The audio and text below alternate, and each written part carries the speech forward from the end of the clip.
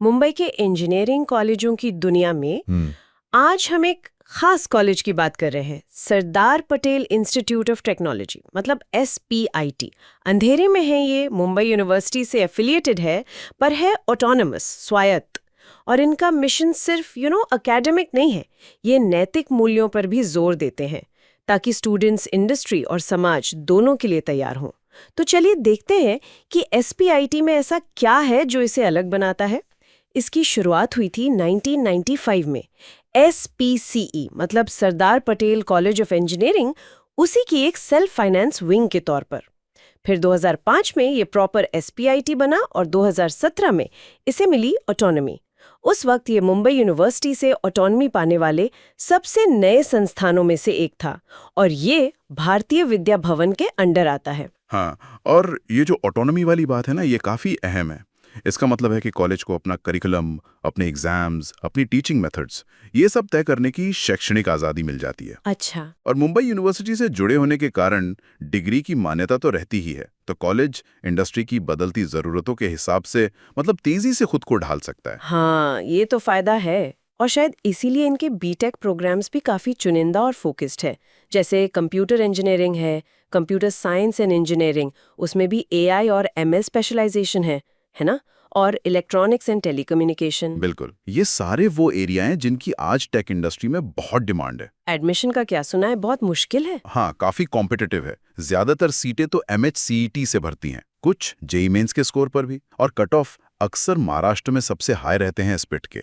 ओहो। MTech भी है जो गेट स्कोर पर आधारित है, और MCA भी MAH MCA CET स्कोर पर। PhD प्रोग्राम्स भी ऑफर करते हैं ये। तो मतलब एंट्रेंस काफी टफ है। हाँ, और ये दिखाता है कि वो शुरू से ही क्वालिटी पर फोकस करना चाहते हैं, सिर्फ उन्हीं स्टूडेंट्स को लेना जो एकेडमिक रूप से मजबूत हों। अच्छा, अब जरा इंफ्रास्ट्रक्चर की बात करें। अंधेरी में 47 एकड़ का कैंपस है, काफी बड़ा और हरा भरा। सेंट्रल लाइब्रेरी है जहां 20,000 से ज्यादा किताबें हैं और 8,000 से ज्यादा ई-बुक्स भी। वाह। National international journals, NPTEL lectures और तो और BCL और ACM डिजिटल लाइब्रेरी का एक्सेस भी है। ये तो काफी रिसोर्सफुल है। हाँ, और हर डिपार्टमेंट की अपनी स्पेशलाइज्ड लैब्स तो हैं ही। अभी हाल में उन्होंने AI कंप्यूटिंग के लिए GPU सर्वर्स और स्मार्ट लैब्स भी लगाई हैं। अच्छा, ये तो लेटेस्ट टेक्नोलॉजी भी ध्यान दे रहे हैं। बिल्कुल, पूरा कैंपस वाईफाई इनेबल्ड है और लर्निंग के लिए Moodle प्लेटफॉर्म यूज होता है। हॉस्टल की सुविधा SPCE के साथ शेयरिंग में है और कैंपस के आसपास प्राइवेट रहने की जगह भी काफी हैं।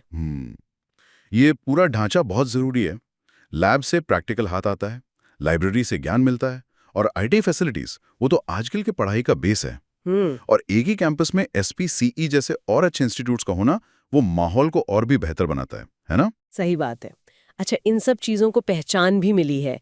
NAAC से A ग्रेड मिला हुआ इनको, और कई सारे UG और PG प्रोग्राम्स NBA एक्रेडिटेड हैं। कुछ की मान्यता 2024 या 2026 तक वैलिड है। ये इंडस्ट्री के लिहाज से काफी मायने रखता है शायद। हाँ, बिल्कुल। NAAC और NBA एक्रेडिटेशन मतलब क्वालिटी का स्टैंप। ये दिखाता है कि प्रोग्राम्स इंडस्ट्री की जरूरतों के हिसाब से हैं। NIRF रैंकिंग में भी इनका प्रदर्शन अच्छा रहा है। 2024 में इंजीनियरिंग में 201 से 300 बैंड में थे। हाँ, मैंने देखा पहले के सालों में जैसे 2020 से 22 तक टॉप 170 में भी थे। हाँ, थोड़ा उतार चढ़ाव दिखता है। ये कई बार टॉप संस्थानों में भी हो जाता है, शायद कंपटीशन बढ़ने से, ये रैंकिंग के पैरामीटर्स बदलने से। पर लगातार अच्छी रैंकिंग में बने रहना ये कॉलेज की एकेडमिक मजबूती को तो दिखाता ही है। और दूसरी रैंकिंग्स जैसे कॉलेज दुनिया या IIRF, वो भी इनकी अच्छी पोजीशन दिखाती हैं। बिल्कुल, और सिर्फ पढ़ाई ऐसा नहीं लगता, स्टूडेंट लाइफ भी काफी वाइब्रेंट है। टेक्निकल क्लब्स हैं, IEEE CSI जैसे, कल्चरल क्लब मुद्रा, सोशल क्लब रोटैरेक्ट, और हाँ, एंटरप्रेन्योरशिप के लिए ESEL और SPTBI भी है। SPTBI तो टेक्नोलॉजी बिजनेस इंक्यूबेटर है शायद। हाँ, बिल्कुल, ये बहुत अच्छी पहल है। और इनके सालाना फेस्ट्स, ऑक्यूलस जो टेक्नो कल्चरल है, और स्फूर्ति स्पोर्ट्स फेस्ट, ये भी काफी बड़े होते होंगे। हाँ, ये फेस्ट्स और क्लब एक्टिविटीज बहुत जरूरी हैं। सिर्फ एकेडमिक पढ़ाई काफी नहीं होती, इनसे लीडरशिप, टीम वर्क और ओवरऑल पर्सनालिटी डेवलप होती है। और ऑक्यूलस का एक सोशल एंगल भी है, वो भी काबिल तारीफ है। रिसर्च एंड डेवलपमेंट मतलब R&D, इस पर भी काफी ध्यान है इनका। एक डेडिकेटेड R&D कमेटी है, बाहर की एजेंसीज से फंडेड प्रोजेक्ट्स भी चलते हैं, जैसे एसपीटीबीआई के लिए डीएसटी यानी department of science and technology से करीब 4.17 करोड़ रुपए का ग्रांट मिला है। ये तो बहुत बड़ी रकम है। हाँ, और पब्लिकेशंस, पेटेंट्स, इनका भी अच्छा रिकॉर्ड है। अरे हाँ, एक और दिलचस्प बात, फोन पे के फाउंडर्स पता है, समीर निगम और राहुल चारी, हाँ हाँ बिल्कुल। वो यहीं के एलुमनाई हैं और उन्होंने हाल ही में संस्थान को $1 मिलियन का डोनेशन दिया है। अरे वाह, ये तो कमाल की बात है। देखिए, जब सफल पूर्व छात्र वापस जुड़ते हैं और इतना बड़ा योगदान देते हैं तो ये दो बातें बताता है। एक तो ये कि संस्थान ने उन्हें कितनी अच्छी नींव दी, और दूसरा उनका अपने एल्मा मैटर पर भरोसा।